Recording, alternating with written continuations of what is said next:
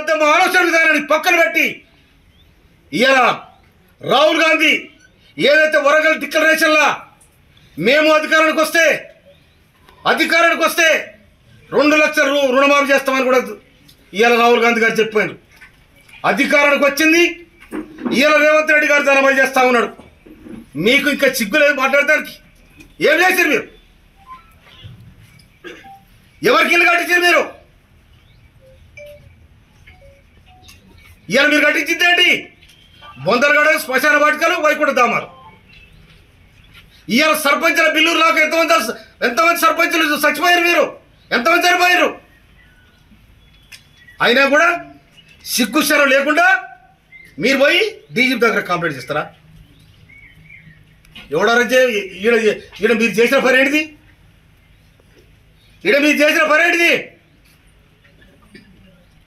కనుక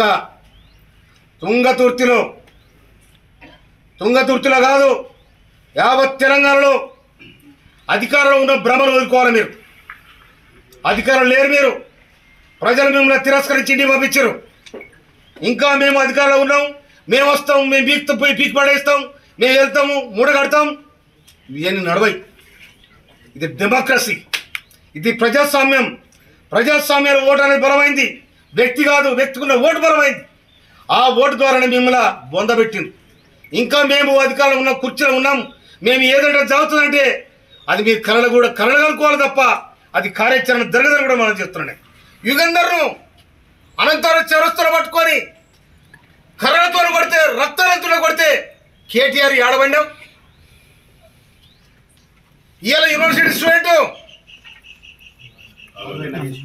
పాల్వాయి నాగేశ్ మీద ఇవాళ బస్తాల కాడ అదే మహిళ లేకపోతే వాడిని మర్డర్ చేయాలని ప్రయత్నం చేశారు.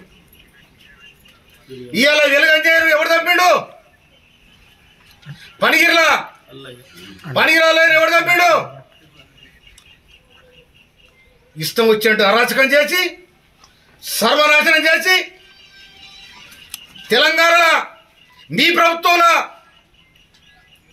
నియోజకవర్గానికి ఒక్క రజాకార్ బయలుదేరాడు. ఇవాళ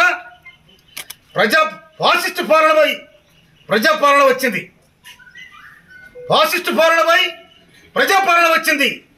ఈ ప్రజాపాలనలో మీరు ఒక్క మాట కూడా విమర్శించే అధికారం, నైతిక కూడా మీకు లేదు. ఈ అన్ని దరఖాస్తు ఇస్తా కేటీఆర్ ఆడి సమాధానం చెప్పాలను.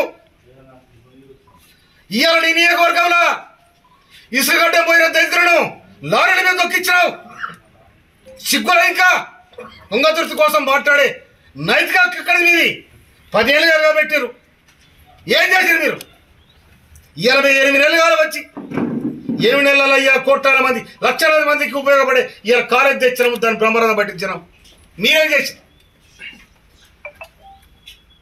మొత్తం రోడ్ల మీద కంకర కుప్పలు తేలాయి.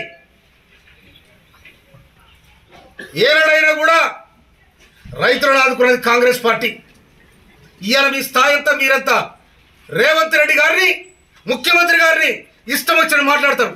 కార్యకర్తలు గుండెలు మడితే తొక్కించి పెడతారు. జాగ్రత్త. పంచుకున్నారు అని నియమాలు ఏంది? జిఎస్టీ క్రియేట్ చేసింది మీరు. జిఎస్టీ దొంగలు మీరు, దళిత దొంగలు మీరు, దొంగలు మీరు, సర్వం దొంగల కోపం ఇది.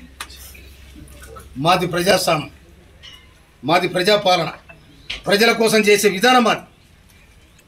వదిలిపెట్టిపోతే ఇలా మీరు వదిలిపెట్టిపోతే 100 పడకల హాస్పిటల్ ఏడ తుంగతుర్తి దానివల్ల రివ్యూ చేస్తున్నాం.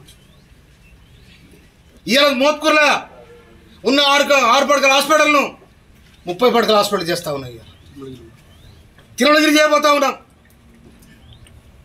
కనుక మాది సంక్షేమం చేస్తుంటే, రైతులను ఆదుకుంటుంటే, విద్యార్థులను ఆదుకుంటుంటే, ప్రజలను ఆదుకుంటుంటే నీకు కడుపులో మండి ఎక్కడ పని లేక ఓడిపోయి ఇంట్లో పడక వచ్చి నకలా చేస్తే ప్రజలు కూడా తూతూ అంటారు. ఏమైనా ధర చేసినాడా నిలబడిచ్చిన 10 మందిని.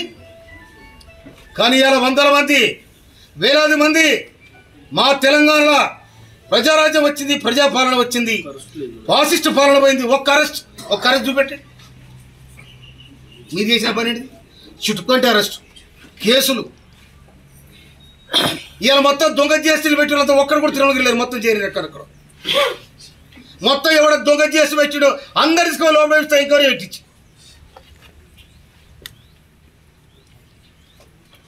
మొత్తం మాలమాదిగలో సొమ్ము మొత్తం దళిత పేరు మీద మాలమాదిగ వల్ల నోటి కాడి బుక్క తినరు, పంచుకొని ఈయనతో పంచుకోడు వాడితో పంచుకోడు. అక్కడ పోయి ఏట్లో పంచుకున్నారు, భూములలో పంచుకున్నారు, కబ్జా చేసుకున్నారు, కాలయంలో అయ్యారు.